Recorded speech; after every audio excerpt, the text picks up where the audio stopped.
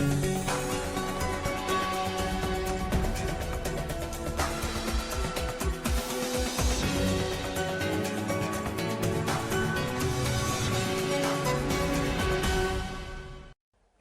watching World Insight with me, Tian Wei. China's central authorities held a symposium in the southern city of Shenzhen, across the river from Hong Kong. The meeting is to solicit opinions from, quote, representatives from all walks of life in Hong Kong on improving the special administrative region's electoral system, with an emphasis on upholding patriots governing Hong Kong, end of quote. Eventually, to ensure the long-term stability of Hong Kong. Hong Kong has been in focus for some time already. With the latest changes, where is Hong Kong today and where is its future? Let's find out in Hong Kong Outlook, my special interview series with prominent figures from Hong Kong and beyond on the future of Special Administrative Region of Hong Kong.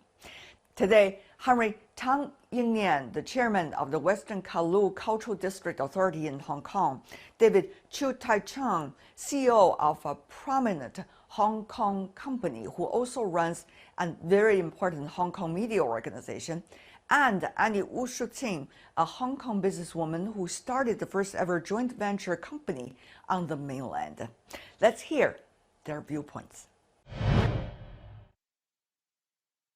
Mr. Tan, if I could, asking your thoughts about the one country, two system principle again, since there are a lot of things happening since last time we talked, and the 4 sessions certainly also give us some new inspirations and thinking. What do you personally make of it? Under the one country, two system, we love our motherland, and most of the people in Hong Kong are patriotic. So there's no doubt that under one country that we can enjoy the advantages of two systems, where we have a convertible currency, we have an open and free society, we have an independent judiciary, and these aspects have placed Hong Kong in a very, very important strategic position, both financially as well as economically. So I have no doubt the one country, two system is the best way forward for Hong Kong. Secondly, I have every confidence that the Central People's Government will also believe that the one country, two system is the best way forward for Hong Kong, and they will adhere to the principle of the one country, two system. Thirdly, together with the Central People's Government, we must be able to stand firm on our belief of the one country, two system. We must be able to formulate policies that are beneficial to both Hong Kong and to the Central People's Government. So the People's Republic of China, with Hong Kong and Macau as its two systems, will be able to take the best advantage of this strategic development. Actually, there are several layers of challenges. Earlier, we already see unilateralism, nationalism, and also anti-globalizing trend. Later, there's the pandemic. There is also the China-U.S. trade war. And now we see, China, when it's rising, it is inviting different kind of opinions from different parts of the world. So how do you think, out of this quite complex and intertwined factors, Hong Kong can work with the motherland to brave the storm? I believe this pandemic is going to cause quite a lot of nationalism and also more unilateralism than in the past. It is understandable that many countries will want to pursue that path because the economies globally is going to take a very, very severe hit, probably the most severe hit that any one of us have ever seen in our lifetimes. The reason I say that is because if you put a sudden stop to the economy for weeks at a time or months at a time, it will cause the disruption of the supply lines, cause disruption of many of the manufacturing industries. It will cause disruption to many of the economic activities that all communities rely on in a globalized economy. So governments always will have the first priority is how to take care of their own people. But I think if I look ahead, I believe the globalization have caused the economies all over the world to be interlinked and mutually reliable upon each other. They will leverage their own strength to do what they do best in order to service not just their own community, but to serve the whole world. So therefore, that's why many of the supply chains are very globalized. And many of the companies, whether they are in America, Europe, China, Russia, South America, or other parts of the world, will not be able to survive just if they completely lock their borders, because each nation cannot be an island anymore. So looking ahead, I think they will eventually come to realize that while it's right to care for its own people first, the resources should be put to help their own people. But overall, it will still be important. And I think they'll come to realize that they cannot live alone. They're not alone in this world. And so therefore, the globalization process will still have to continue as they try to restart their economies. David, you run several media organizations yourself. Now, the media business is facing a lot of challenges, whether it's economic challenges or political challenges, not to mention the latest pandemic. How do you think the media has been covering Hong Kong, which is you were born in and grew up in?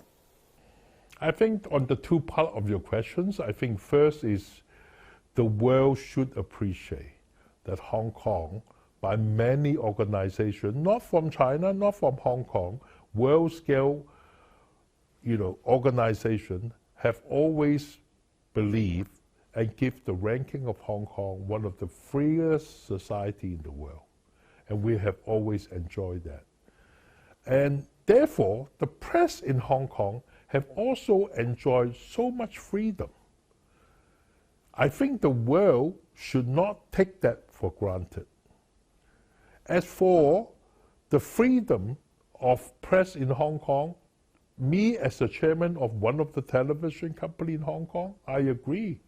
To some extent, there is too much freedom. I think a good media should only report the news, not to be too opinionated. There are a lot of media in Hong Kong, because of the freedom of our society, who become very opinionated. And for the wrong reason. It doesn't serve its best. It doesn't help the prosperity. And of course, as for your second question, is that being a chairman of television of a company in Hong Kong, one of the free television company in Hong Kong, is not easy. Television are not easy. We are facing a lot of competition. But that's not important. I think what is important, that the world, if I may repeat, should appreciate and respect the freedom of Hong Kong that we have enjoyed. And we welcome everybody to come to Hong Kong because of this freedom. And therefore, the world should not take that for granted. The consensus building inside the Hong Kong society become extremely difficult. How much confidence do you think the mainland, or shall I say the central government in Beijing, could still have about Hong Kong from your perspective? I think since 1997, Beijing and China have nothing but been helpful. They gave Hong Kong so many privileges. They give Hong Kong so much support. The people of Hong Kong should not complain. And even we now do occasionally create some disturbance to China, to Beijing. The way I look at it, they continue wanting to support us. They continue believe in the one country, two system. And I think Hong Kong's been very lucky on that way. But Hong Kong on our own is not, we can't always blame it politically. If I may sidetrack a little bit, Hong Kong are not free of just political problem alone. Hong Kong has a lot of economic problem. For example, we all know Hong Kong property price is one of the highest in the world. So, you know, affording your own house are a very difficult issue in Hong Kong. The difference between the richest and the poor are amongst the highest in the world. So Hong Kong has its own other economic, social problem too. Well, there's no, at least I don't know the universal questions how to solve all our problems. All I can say, we are moving towards solutions step by step. You are a CPPCC member. It's a member of China's top advisory body. So people might wonder about all the comments you just made, whether you are one of the benefactors of the current system, and whether you are enjoying your benefits while others in Hong Kong might not. What would you say, David? I don't think so. You know, I think most people, whether I'm a CCPC or not, I think majority of the people in Hong Kong want stabilities. They want their life back to normal life. To you, what is freedom? Well, I think freedom is to me is very basic. I'm a businessman, is free to do trades, free to do whatever deal or transaction I want to do. I'm free to travel. You know, I'm choose to in and out of a country. What's Hong Kong freedom? People look at it that way. I mean, I know there are people who talks about one vote, what individually, that's truly freedom. But in all fairness to Hong Kong, as I say, Hong Kong have always been the economic center, and even during the British time, we never have one person, one vote, number one. And secondly, 3 years ago, if you do remember, China did support a one vote, one person in our Hong Kong unique way, and it's the opposition party which turned it down. You've been working and supporting with your time, effort, money, energy for the education and exchanges for the young people in Hong Kong and also from the motherland. Now, tell me more about, in order to do that and further improve the level of exchanges, what needs to be done, Ms. Wu? Since 1997, now we have gone through 23 years. Looking back at the last 20 years, we have not been carrying out the arrangement correctly. I will use the word education, educating young people. We did not do a good job. So if we start from day one today, I personally hope to see the HKSAR government working together with the education department in Hong Kong, try to do things step by step, and try to understand, to promote this system, how to train the young people and the teachers first, to understand China's history correctly, which is the number one step, because the teachers are really the people who influence the students. On the other hand, the central government, they should really back up the chief executive and the HKSAR government to do things in Hong Kong. I would use the word correctly, not to just try to do things sidestep. This is the two-pronged approach. Also in Hong Kong, because our media have been very much distorted, I use the word distortion, and we don't have correct presentation of news from time to time. And this is the handicap of Hong Kong. So it also may be another job that the chief executive and the SAR government, they should take care of the news and the broadcasting and handle a lot of information correctly to be released to the public. Or else the public will have a lot of inaccurate information. Personally, I'd like to see that more people in the society should really understand that we should provide accurate information to the young people, and they should try to stand up to work in their own schools, because we have 400 high schools in Hong Kong, and I think we have about 600 primary schools. And if all these school principals, if they can try to do things correctly and support the government, then we can have the force from the average person. So it takes everyone to do something for Hong Kong. The liberal arts education regarding history, there are already proposals being made as to how it should be changed, the content of the earlier component of the liberal arts education. But it's not easy to change, to include what you consider as important component. So what's next? Now, how can we proceed? I think this is a total effort of the chief executive for the special administrative region, and together with the director of the Education Bureau, together with the general public of Hong Kong, and also the teachers in the schools. They have to have a positive and a correct attitude to teach Chinese history. The main problem now is not the contents of the history books, it's how the teachers teach the history, the modern Chinese history. And some of them have been taught in a very inaccurate method. So the students have been taught in a very negative attitude about Chinese history. So it's very important if we can have one standardized textbook on modern Chinese history to educate the students, also to really educate the teachers to teach Chinese history properly.